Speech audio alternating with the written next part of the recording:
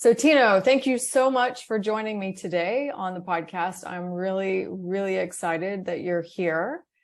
I'm very excited that we met very recently at the ISPAD meeting. So for those of you listening, I'll just tell you the brief story. I went to the Dia-Logue dinner one night during the ISPAD meeting that we had last month here in Abu Dhabi, and sat down, and then across from me came Tino, and we had a really lovely evening conversation, and I learned a lot more about Tino and his mission and diabetes in Zimbabwe, also what Dia-Logue is doing, but I'll let him tell it to you because it's much more interesting. Wow, thank you so much for having me on your podcast. It was amazing getting to know you and the things that you're doing in the UAE. I mean, that is amazing, so inspiring. It motivates us, even for other caregivers that are going to be watching you doing your thing. That's amazing. Thank you so much for taking it to heart with the passion that you now have. And so, did you wanted me to speak about Dia-Logue? I think actually it would be good. Why don't we start from the beginning of your story? Tell us a little bit about yourself. When were you diagnosed, and anything else that you want to share about your journey? Thank you so much. Right, that's a beautiful question indeed. So, Tinotenda Dzikiti was diagnosed with diabetes, or people call it sugar diabetes, here in Zimbabwe, in Africa, really. So I was diagnosed in 2010 after Christmas. I mean, imagine that, after Christmas, the things that would have to happen during Christmas times, that kind of thing. I had to, I had so much to drink. I didn't want to eat anything because already there were signs and symptoms that I was diabetic. But nobody could tell because there was no case of diabetes in my family. So it was sort of like a troublesome thing. I wasn't really comfortable, couldn't breathe properly. Of course, it was DKA that I had. I mean, because I had the signs for about 10 months or so. I felt that I wasn't okay. I was losing weight. I wish I could have the picture now to show you how it was, but maybe people can look it up on my website. It's there. It was really terrible, really. So then my family just said, okay, fine. How about if we go with him to the clinic? Because I was actually in a rural area. I mean, that's a cultural thing that we do here in Zimbabwe, to say when it's Christmas time, we go to the village, that kind of a thing. And then we went to the clinic. Fortunately, the guy that was at that clinic, because I know there are still cases of misdiagnosis, but he could tell, to say, I think this is diabetes. I think you'd have to take him to a proper medical facility, just so the doctors can tell what's happening, because I know things are not okay with him. I think you have to take him there. So day after, I went to the urban city. I mean, because they have proper things, a bit, not so much, but it's a bit nice. So when I was taken there, that's when they said his ketones are highly acidic. So he's diabetic, but then maybe the doctor didn't know so much because he's a general practitioner. My family kept on bringing me yogurts because I was saying, I need yogurts, I needed something sweet. Though I was on the drip, he could let my parents to give me food. And I was like, how is this diabetes? I mean, now I can ask that question to say, how was he letting me do all these things? If he knew that I was diabetic, why was he letting me taking all these things? So it's the thing with the knowledge that general practitioners normally have. So that was the case. And then from 2010 up to 2019, I didn't want to talk about diabetes. I didn't want to do anything. Then I got engaged and started to getting involved in 2019 when I'd met other people like me that had the same passion. So yeah, that's briefly about me. And the first person that you saw that had diabetes, was that in Zimbabwe?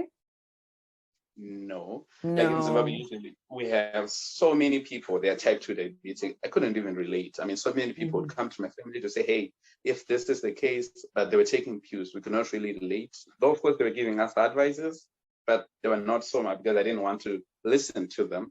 But I would pass out usually during the morning. I would fail to wake up because of severe hypos. But the first people that, when I started to appreciate, started want to do something, getting involved in advocacy, that was when I was chosen to be the ambassador for Zimbabwe Diabetes Association in Ethiopia, where other young leaders would be. And I was like, wow, this is amazing. They were vibrant. They knew so much. They knew their things.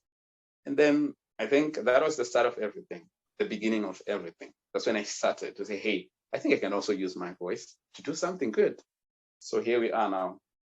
From there, things started happening. Yeah. Amazing.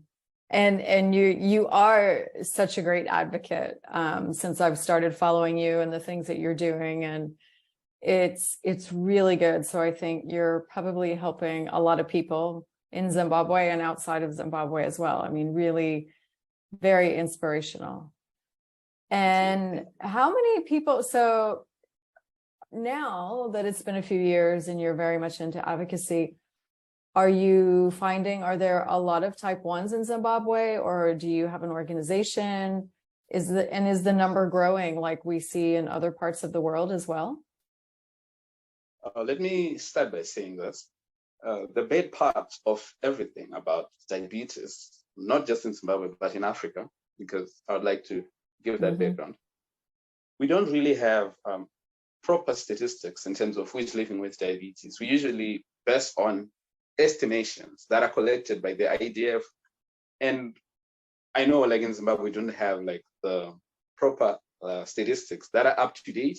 So yes, I mean, in our community, like Zimbabwe Diabetes Association, where I'm a volunteer, like we only see people like usually when they go to the hospital, when they get diagnosed, they'll be referred by the doctors to say, hey, you have to go to this community. They will help you in such a way, that kind of, and usually I go to the association and just speaking with the people because usually they come. They say, hey, we heard about your association. What do you usually do? So when people are coming to the association, they need help, like sort of like how they can access drugs. But if their family is well enough, they don't need to come. Usually they don't even come. They say, hey, we can manage on our own. So people that comes, they're the people that really need the help. So I cannot say really we have so many type 1s.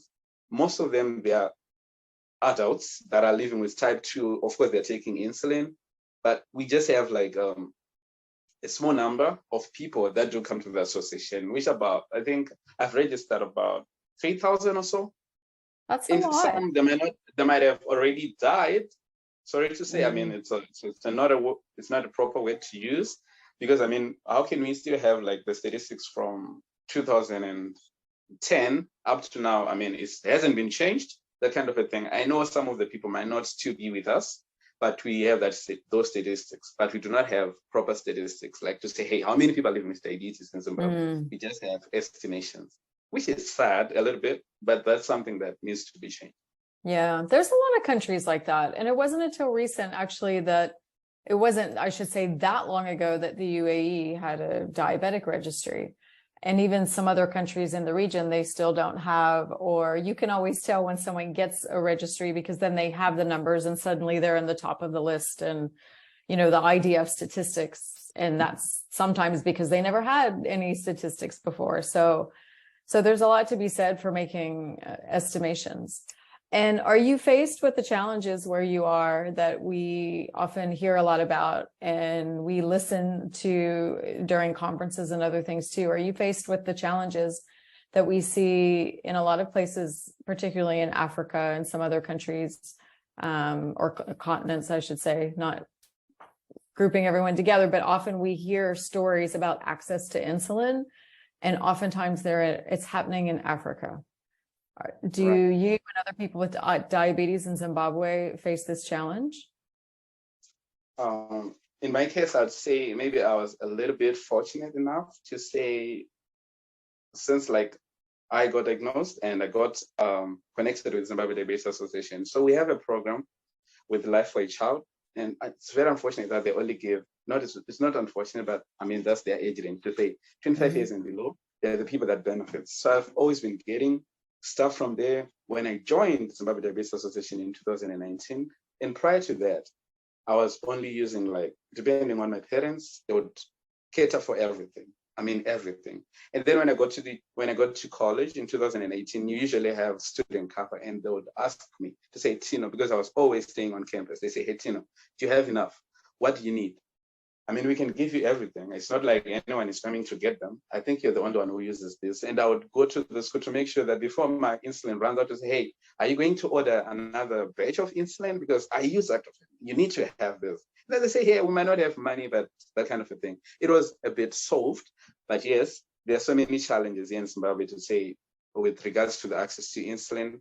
Yes, the supplies of insulin, they're improving a bit, to say yes, so many companies are coming on board to get insulin, but the prices that they're charging, because people are not, well, they're not really employed.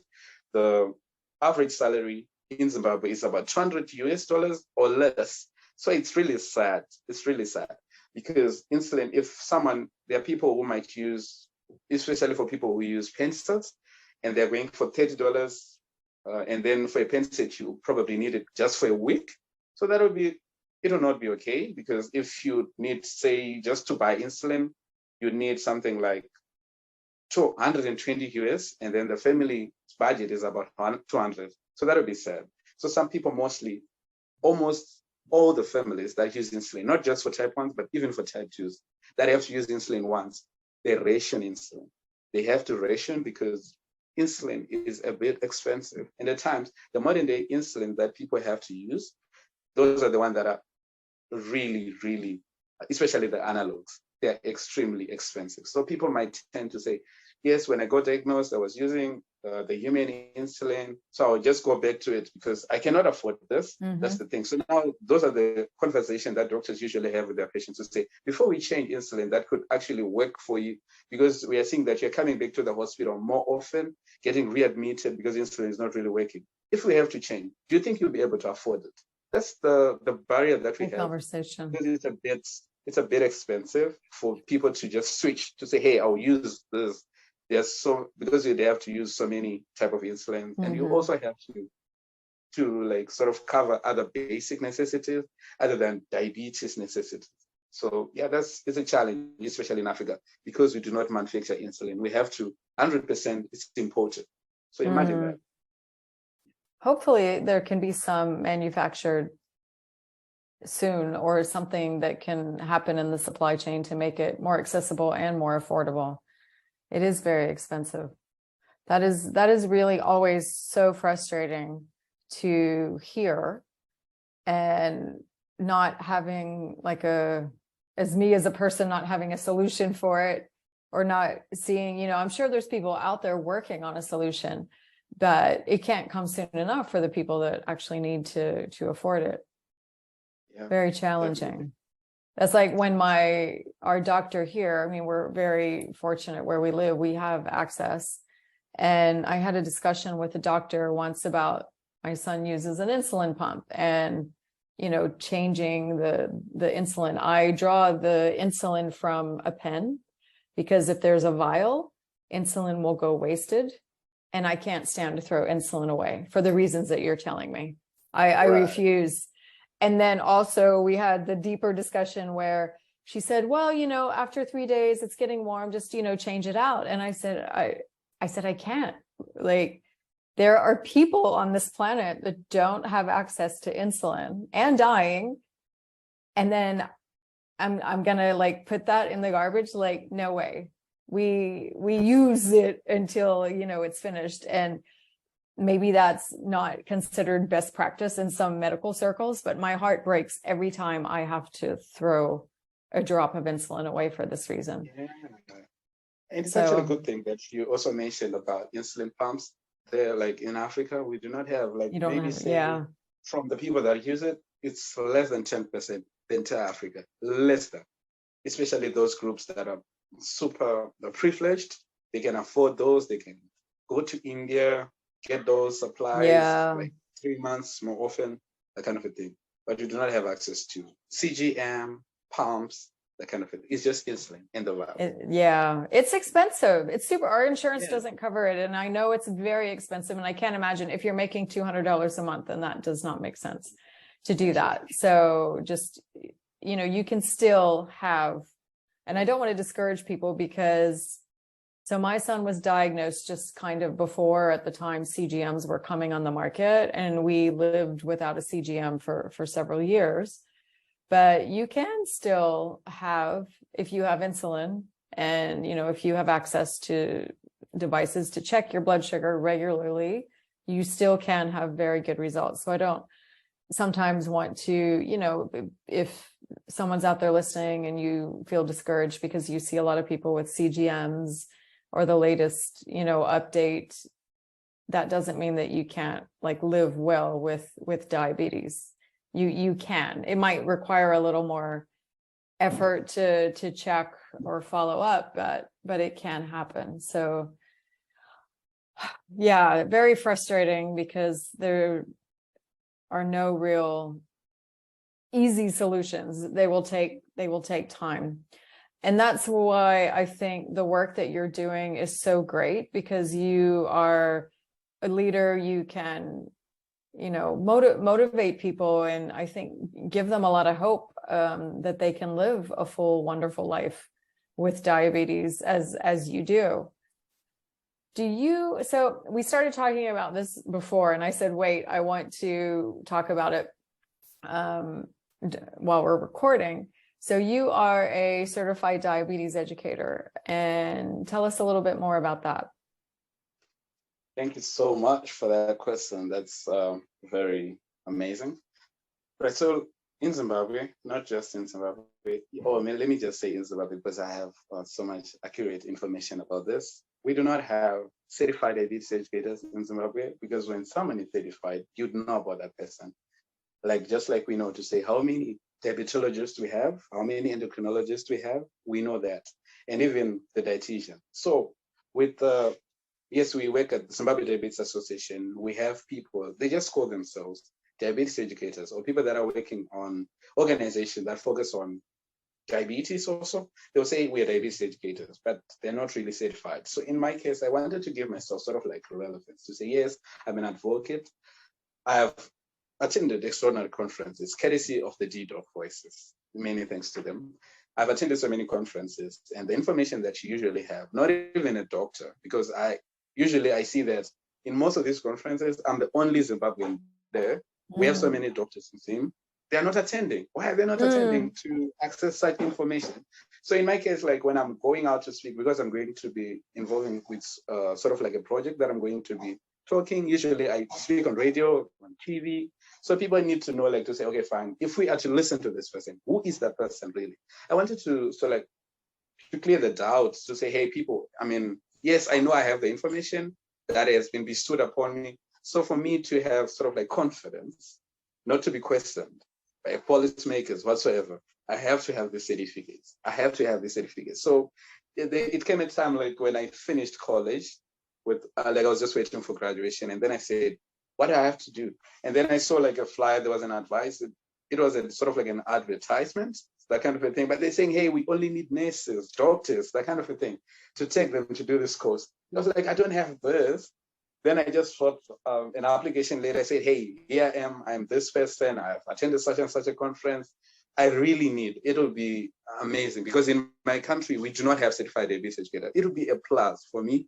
And I think I'll even motivate others to do the same thing, because people are just coming in to educate people, but they don't have the facts, right? So, I mean, how about if you take me? They said, okay, fine. Let's give it a try. You're the first person that we are taking without the prerequisites that we look for. I mean, it was a good thing. And I'm so much grateful that they had to take me without the prerequisite that they needed. I just said, I'm an advocate. I've been involved, and these are the things that I do. And they accepted me.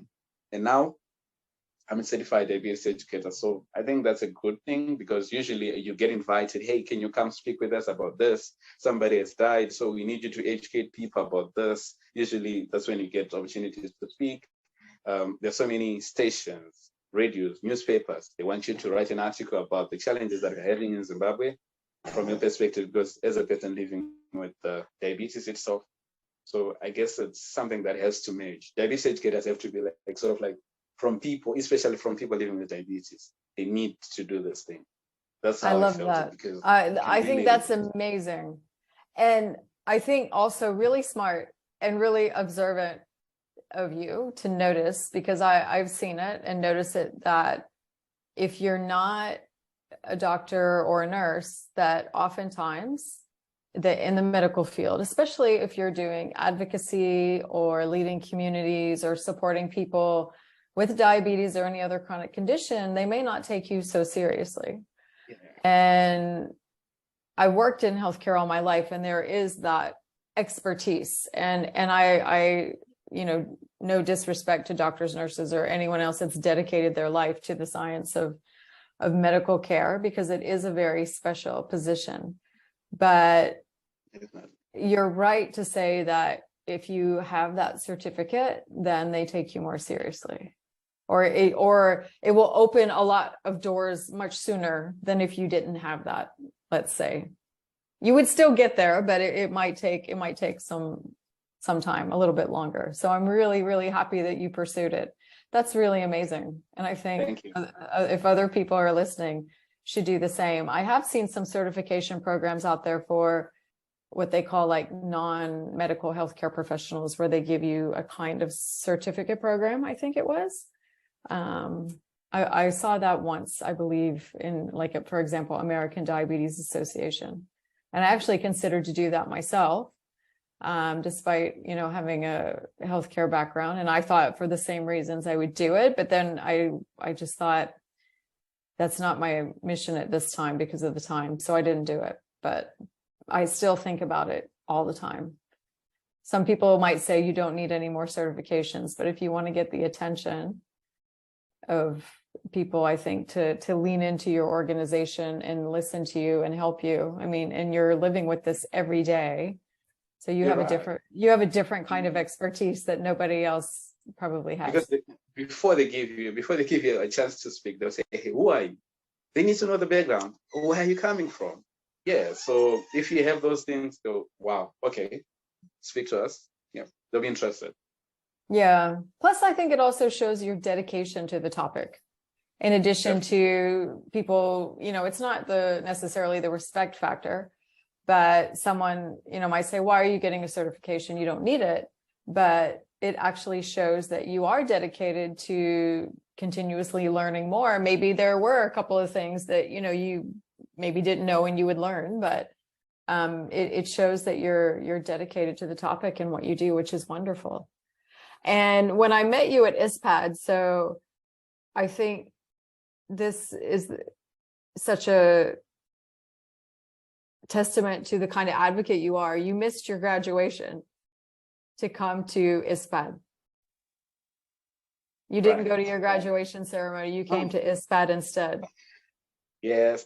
Wow, that was something else. Usually, okay, let me give sort of like a background to say, in this case, usually when I'm invited, like there's so many other conferences that I get invited to, but usually we would have exams like from 2019 when I became an advocate. Like usually whenever there was a conference happening where I'm going to be a speaker, I would always have exams. So in this time it came, I just thought maybe we had a tentative date. I didn't think that graduation was going to be done whilst I was in ISPAD, because of course a conference cannot really change a date. But we had a tentative date. Then they said, okay, fine, we are going to have graduation. I was like, okay, what do I have to do now? I think I have to wait, because I've always been weighing things to say, okay, which one should come on top of the other? Which one is more important? I said, okay, I think I can still go to the conference. I had to take my gown because I respected that moment, because I was also going to speak I was invited to speak at the executive board and advisory council for ISPAD before the conference, because I had sort of like the proposal for patient advocates. So I said, I cannot really miss this. And also I need to pay it forward. And because being chosen to attend face-to-face is a plus. So I had to sort of like to honor that, to say, hey, I respect this moment. So I can rather sacrifice a graduation. We just froze a bit. Just going to pause for a second. Right. Okay. All right. So we were talking about your graduation, and you missed graduation because you were at the ISPAD meeting. So tell us how that came about. Oh, that is so like, let me take you back a little bit, because I think all my life I've always had to make sacrifices, and I've always been making like tough decisions, always. Just my case, because usually whenever there was a conference, because usually I get invited to attend conferences and also be a speaker, that kind of a thing, sharing my experience. So usually I would say I have exams, because I always had exams. I would always have exams during the time when I was still in college. Thank God we're finished with that one. Because of now came graduation. We had a tentative date though, like to say graduation is going to be done on this date, but it's subject to change. The conference, I knew it didn't have a change. And there was so much planning. I was looking forward to do so many things. not just my podcast, but also I was invited. I mean, it was an honor really to be invited by the executive board and the advisory council for ISPAD. They wanted me to present a proposal that I had for the patient advocates on how best they can be welcomed. I mean, they're doing so much great work. Many thanks to them. So I said, I cannot really miss this. Graduation, yes, it's a once in a while, but I think I can sacrifice graduation for this time because all my times I had to sacrifice conferences, important conferences for school. I couldn't miss exams, of course. I mean, if it was for exam, I wouldn't have missed it again. And then I would pre-record my sessions and then send. So this time I said, no way, I'll sacrifice graduation. And then I'll take my gown. I mean, I think it was epic because I took some nice pictures with a nice background that we have in Abu Dhabi. So I think it was worthwhile. But yeah, I mean, so many people would question to say, what did you do? But people think that I actually celebrated my graduation in style. And I think I'm a bit proud about that. It was amazing, really. It was amazing. Yeah, I think you should be really proud. And I found the meeting at ISPAD, it was so informative. I always learn so much by going to these sessions and listening to the new research people are doing, what's up and coming, and how people are addressing problems all around the world. But also, this is the first time I've seen that many advocates in a medical conference, which was amazing. And there were 2 advocacy panels, which was also really good. So I think, in my opinion, in the context of your mission and what you want to do, I think it was really a great choice. And we wouldn't have met, but that's selfish reasons. But Right. but definitely, I think, as an advocate, and then, moving forward with whatever you want to do, I'm sure that the connections that you made there will probably help a lot. Definitely. And then also, I asked you a question, I think at the end of the meeting, I asked you what you want to do next. And I'll ask you that again so people can hear, like, now that you've graduated, what's your plan? Wow, this is amazing. And I get asked this question a lot. When I was actually on internship, my bosses, or the people that I was working with, I don't usually like to use the word boss, the people that I was working with, they always say, Tino, I think you're going to have sort of like much of a challenge or a problem trying to choose whether you should pursue with your career or like with your profession, like with your career or the things that you're much passionate about. And then I said, okay, fine. How about if I think, yes, I'm a person living with diabetes, I've turned that into a passion. I'm now passionate about this. So how about if I turn my passion into a career? So now that I've graduated with something that is a bit like it has background in finance, financial intelligence, I don't regret ever choosing that field, so to say. I'll use that experience somehow. And then now I've applied already for the master's, and I think I'll be in the UK, United Kingdom. I've applied for a health policy, a master's in science and health policy. Already I was accepted. That is a great thing. So I'm just keeping fingers crossed to say, hopefully, because I chose like 2 programs. He said that I'm going to be in the public health sector or health policy, just to try and make sure that like we make changes that are noticeable in my country, because I know we don't have a specific health policy, especially to diabetes, not just diabetes, but non-communicable disease. I think it can play a much greater role, but of course I'll use my experience in finance that I have. But now what is ahead is masters in something that is related to health. That's been the thing, and that's the thing that I want to help do. To say, I think it's sort of like came as a calling. I have to do this. I'm passionate about it. Even if I'm told to wake up at 3 a.m. to do an interview, I can do that. No questions asked. But when I'm doing something that I don't like, I have to be paid so much, like something that I have to straight doing, because I know I can mix things running like in the finance field, but I need to be like sort of like getting paid. But in diabetes, wow, I don't have to, because it's something our contributions are needed. We need to get involved as a team together to make the change that we need, so that the future generations could have a good life. Yes. That's beautiful. I'm sure that we will see a lot of change in the future as a result if you go into policy or public health, definitely. So I'm really excited that you're pursuing that, because I think they need more people like you in public health and policy to be the driving force of change, which I think that's what you really are, not just for Zimbabwe, but I'm sure for other countries too. Thank you so much. Let's see how it goes. Let's see. So we'll have to do another interview after a couple of years, and then we can say this, because I know you'll have more to talk about after even a year's time with the stuff that you've done. So for people that want to make a change, or people that have like lived experience, as you put it, what do you recommend they do if they want to, they know that things need to change? Sometimes I see advocates, they're not sure where to start or what to do, or someone living with a condition, and they know that things have to change. What do you suggest that they do? What are some of the first steps they can take? Wow, this is a difficult question, but I think that there's not one only way that we can. So I think like advocacy doesn't have to be boring, so to say. You'd have like sort of like to just get involved. What are things happening in your community? Get involved with the communities that are actually interested in the things that you're interested in, if you want to do it. I mean, because so many people ask questions, so how do I have to start? So because like when you're looking at Coach Pam, you're looking at people that are already in the game, you'd look like, okay, fine, how can I do the things that they're doing? You don't have to do what they're doing. Do what you feel like you need to do. Fill the space, because there's so much. We need so many hands on deck. We need so many hands. Yes, the thing that I'm doing is something that I felt I should do to play a part. There's so many things. We can come together as a team, get engaged to create the change that we need. And there's not one way we can advocate. There's not one way we can be impactful in this community. Let's do anything. We need to do everything. We need people that can write.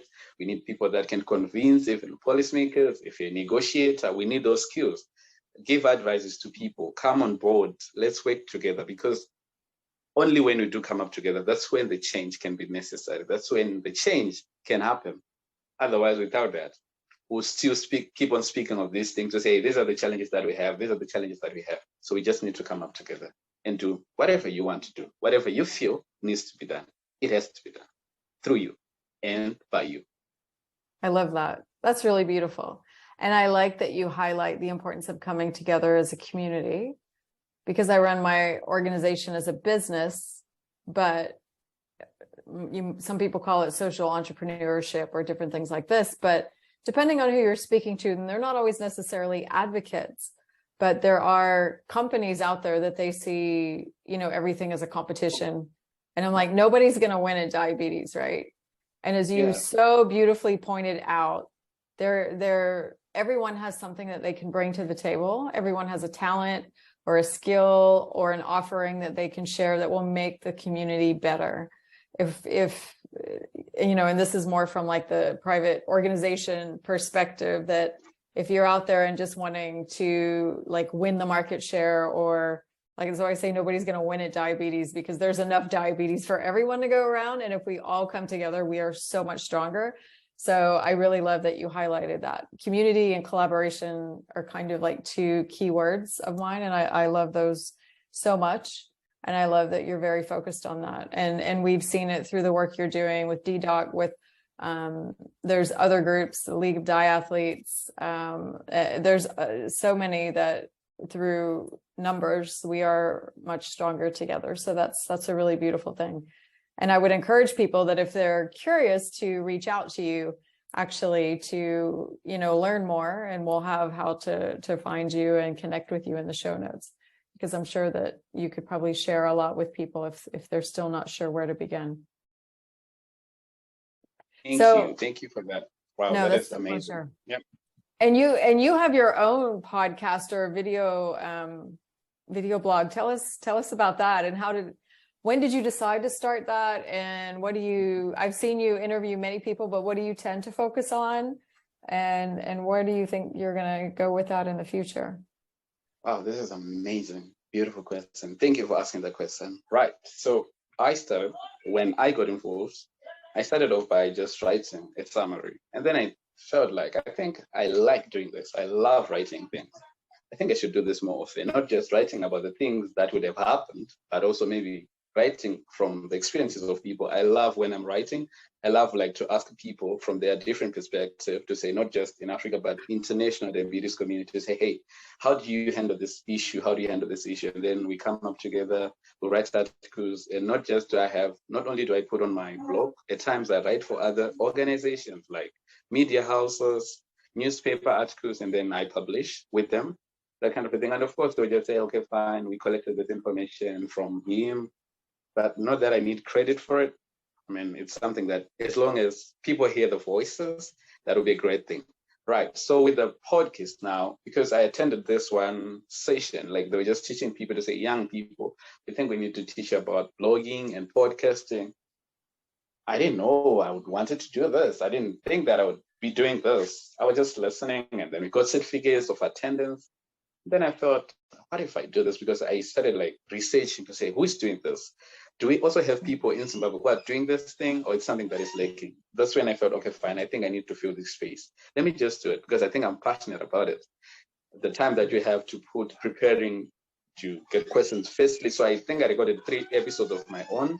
I was just by myself trying to educate people using the ISPAD guidelines. I give credit to that.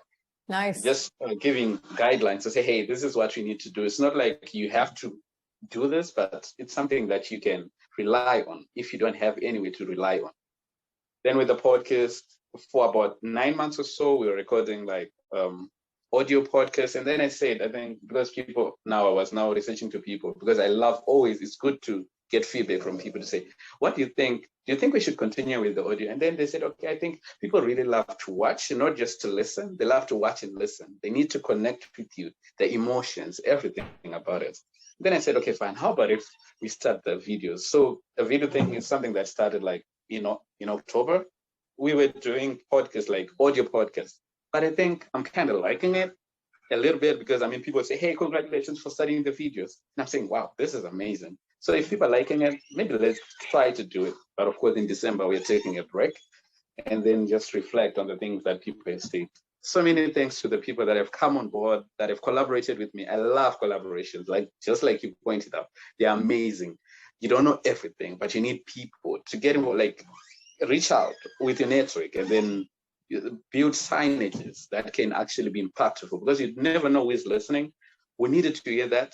I mean, they would share if they feel that like this is relevant because you cannot really sort of like cover every subject in diabetes. I mean, diabetes is broad, even in doctors themselves that are still researching. They haven't figured it out all. So we need to do that. We need to come up together and just do something, whatever, however you feel it, at your own flow. I mean, nobody is telling you to say, do it this way, but also get feedback from people to say, are they liking it? Do you change? Should you change the approach, the way you ask questions, that kind of a thing? Yeah, and I think that's how it's going. So like my vision, I mean, because you asked about it.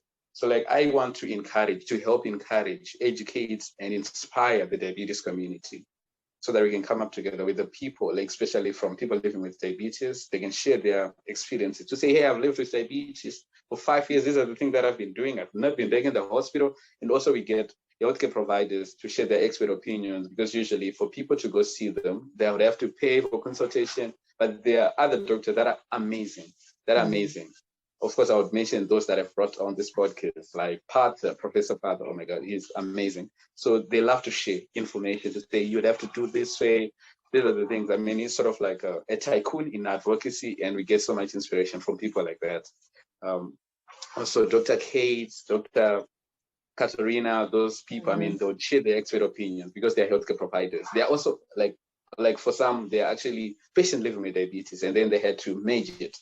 They had to do it. So I think they bring so much information that is needed, that is missing in this community, that can be found for free. So yeah, that's about the podcast and the blogging. No, that's great. I do like that. And I like that you have a mix of people living with diabetes and then also healthcare experts, because every time I listen to either one, I'll always learn something, like something new, right. Which is good. And it's an entertaining way to learn as well, because you're enjoying the conversation. Sometimes you learn more about the person. And a lot of people that I've found that, especially the doctors in ISPAD, they surprised me. They have endless energy. I felt like from the early morning until night, like we were go, go, go. And they are so collaborative. They love sharing information. They will come on your podcast and share their expertise. And when you mentioned the ISPAD guidelines, I just saw, I think it was earlier this week, they announced they released a new chapter to the guidelines. I don't know if you've seen it yet. Yeah. Because managing diabetes in challenging environments. I'm super excited to have a look at those because I think that's much needed. So I haven't looked that one up yet, but I thought that one will definitely help a lot of people. And that's the thing I like about experts that are collaborative, because they want to help everyone. It's not just one group of people. So really lovely. And about the guidelines, at the moment, they're actually still out for review. People can actually comment. Like in my case, if I want to, because I'm an ISPAD member, I can actually go and comment to say, I think we have to do it this way, that kind of a thing. So they'll release chapter by chapter. And if people have comments, they'll be put in the book. Yeah. They do listen, which is wonderful. Yeah. Excellent. So I really appreciated our time together. And I wanted to ask you the question of what motivates you, but I think through a lot of your answers, we've heard so many different things, and that's inspiring others and encouraging them to live well with diabetes. But if you had to sum up what inspires you to keep going when maybe some days it's seeming very challenging, how would you answer that? Thank you so much. The word that I think it's a difficult question, but I'll try to use my words to put words together. What I thought like maybe, because since I got diagnosed in 2010, I felt like I've been living in my own bubble, but I needed to get out of my comfort zones. Yes, you might have the privileges by yourself. You might not have any lake, but you'd have to get involved to see, okay, what is the community missing? There's so many challenges that people are facing. At times you'd have to pay for insulin for somebody who is like, and so we need to get those information. We need to get those things out to make sure that people are hearing about it, because problems might not be addressed because nobody's speaking up for them. There's no voice to it. I mean, I'm not just a voice to the people without the voice, but also to people with the voice.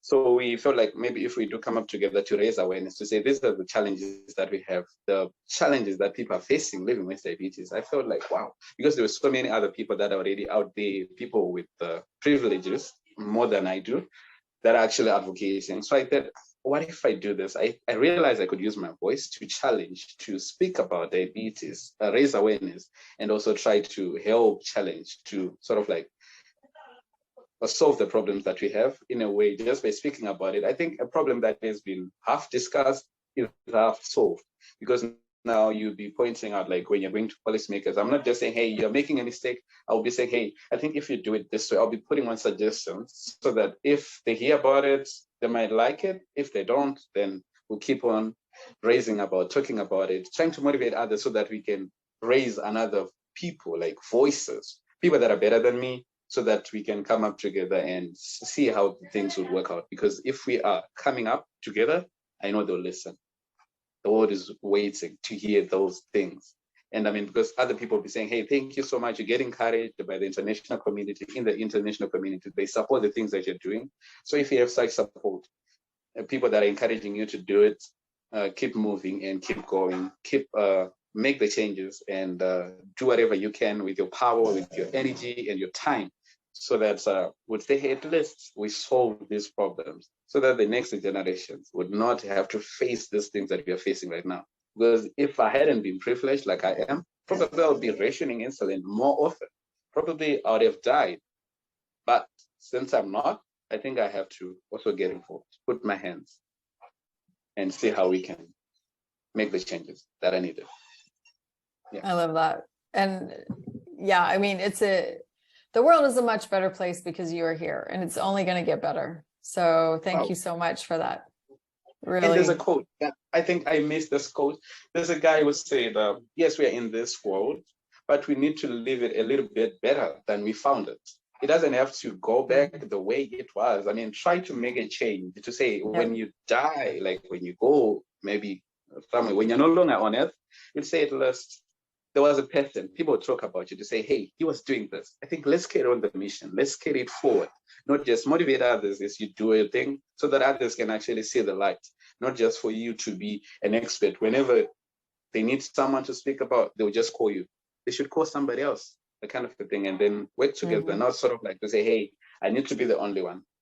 I think that's the thing. That's how we go. We need to get for sure.